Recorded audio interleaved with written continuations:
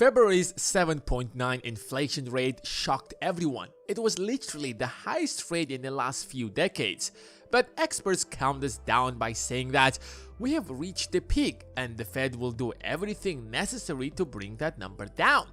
But March's inflation rate turned out to be even worse, climbing to 8.5%. Prices in the US climbed to their highest rates since 1981. If you think about it, that number is literally a catastrophe, since inflation shouldn't be more than 2%, and that number is literally 4 times higher. It also has a psychological impact. If people think that prices will increase further, they will rush to the shops to buy the goods that they want before prices rise further, which will boost the demand and eventually ends up creating even more inflation. The Fed is in a paradox here. On one side, it wants to raise rates to finally control inflation. On the other, raising rates significantly will cause a recession or maybe a depression. So they're just claiming that they will raise the rates, but in fact, they're doing nothing. The economy is a complicated system. It consists of hundreds of millions of people and hundreds of thousands of businesses. One wrong twist and you could take the economy into a crisis that will take it years to recover. But why exactly prices are rising? How long will they keep rising? Are we headed into a recession or a depression? And how to prepare for the next crisis? We will answer all of these questions and many more. But before we do that, give this video a thumbs up and let's dive in. One of the main reasons why prices have been rising is because of rising oil prices. Russia's invasion of Ukraine has sent shockwaves across the world and pushed oil prices to rise significantly. In 2020, oil prices hit a negative $37, sending a signal that the end of oil is close. Renewable sources of energy were booming and people were stuck at homes, which drastically lowered the demand for fuel. Since 2018, experts kept telling us that in the next 15 to 20 years, the world will no longer depend on oil. But now in 2022, oil is trading at over $100. Whenever a major producer of oil gets into a conflict, oil prices rise, which ends up raising prices worldwide, since the world relies on oil for transporting everything. That's why the longer the conflict drags in Ukraine, the longer the prices will keep rising. Russia might be the biggest country in the world, but its economy is as small as South Korea's one. It relies on exporting natural resources, which is both a strength and a weakness. Russia produces 12% of the world's oil and has a similar share of global oil exports. But it's also the world's biggest supplier of natural gas, accounting for 14% of total supplies. And when it comes to EU, Russia accounts for about 40% of its entire gas consumption. When it comes to coal, Russia produces 5% of the global coal consumption.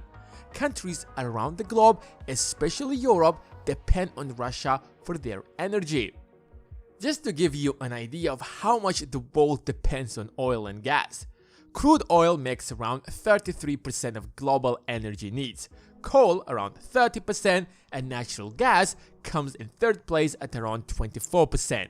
That totals around 87% of human global energy needs. That's why isolating Russia from the world economy is causing such an energy crisis. We're banning all imports of Russian oil and gas and energy. US and UK already banned Russian oil, but Europe can't follow up immediately since some countries depend on Russia for over 50% of their energy. As long as the conflict keeps dragging in Ukraine, energy prices wouldn't come down, which means that inflation will keep rising worldwide, including in the United States. As the prices keep rising, the purchasing power of Americans will decline since people's income doesn't rise by 8.5% every month. Lower demand leads to a decline in revenue for companies, which leads to cutting off expenses, which leads to higher unemployment, which again leads to lower demand since people don't have a source of income, and the cycle keeps going on forever. That's why inflation is dangerous. It can easily drag the economy into a recession if it's not under control. However, even if the conflict ends in Ukraine, that doesn't necessarily mean that oil prices will come down, since Russia is not intending to stop in Ukraine. At its peak, Russian Empire under the name of the Soviet Union stretched from East Germany to Afghanistan. It might not have the resources to restore all of that land, but since the collapse of the Soviet Union, Russia made sure to keep former Soviet republics dependent on Russia. The real goal behind the invasion of Ukraine is to make it part of Russia. In fact, Russia wouldn't stop until it gets its borders all the way to the Carpathian Mountains. Take Kazakhstan, for example, the 9th largest country in the world. Economically, it heavily relies on Russia. Back in January, a protest erupted in one of the cities. And guess whose help the president of the country asked for? Exactly, Russia. Russian forces flew all the way to Kazakhstan and crushed the protest. Once Russia takes over Ukraine, it will try to peacefully take over Kazakhstan. And if protest erupts again, Russia can use the exact same excuse to send its forces to Kazakhstan. Besides, 20% of Kazakhstan's population are Russians. If you look across most former Soviet republics, you will see a similar story, such as Georgia, Armenia, Azerbaijan, and other Central Asian republics. And some of these countries are major oil producers, such as Kazakhstan or Azerbaijan. Which means with so many conflicts ahead of us, oil prices are not going to stabilize anytime soon. That's why the US is imposing the worst ever sanctions on Russia to drain its resources so that it won't be able to start another conflict anytime soon. Another conflict that could shoot prices through the roof is the invasion of Taiwan, which is inevitable. Taiwan is one of the leading manufacturers of electronics, and China is the biggest exporter of computer chips. The world is already experiencing a shortage of computer chips. That's why you can't buy your PlayStation 5, for example, and graphic cards are now more expensive than cars.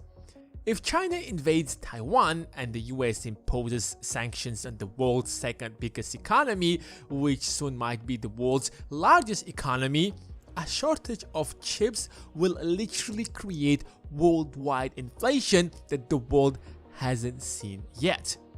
Johnny Harris has a brilliant video explaining why China will eventually take over Taiwan. Go and watch it if you want to understand the conflict in detail. This might not happen this year or next year, but China is determined to take over Taiwan to the point where it forced the US not to recognize Taiwan. High energy prices, shortage of wheat and semiconductors are pushing experts to believe that we're not going to experience a recession, but rather a stagflation, where prices will keep rising, but economic growth slows down, and at the same time, unemployment stays relatively high. That's worst case scenario. We can make as many predictions as we want, but only time will show us how the future will unfold. The war in Ukraine might really drag Russia into thinking twice before invading another country, or might change China's mind about taking over Taiwan. These are all possibilities. That's why the upcoming financial crisis is unlike anything we have ever seen. On top of all of this, the Fed doesn't have the luxury of keeping interest rates low. It's already losing its grip on inflation. What usually causes recessions are excessive debt, like the 2008 European debt crisis, asset bubbles like the dot-com bubble, or sudden economic shocks like in 2020, when the pandemic hit the world and we all had to quarantine, and a few other reasons. The next recession seems to have to contain within itself all three reasons. The only problem is it is not clear how to prepare for this crisis. The stock market is in a bubble and the Fed might force them to fall. Higher mortgage rates are lowering demand for houses, which could push the housing market to decline. On top of all of this, inflation might not calm down, which will continuously make the dollar less valuable. So, are you supposed to keep cash, invest in the stock market, or get a 5 or 6% mortgage rate?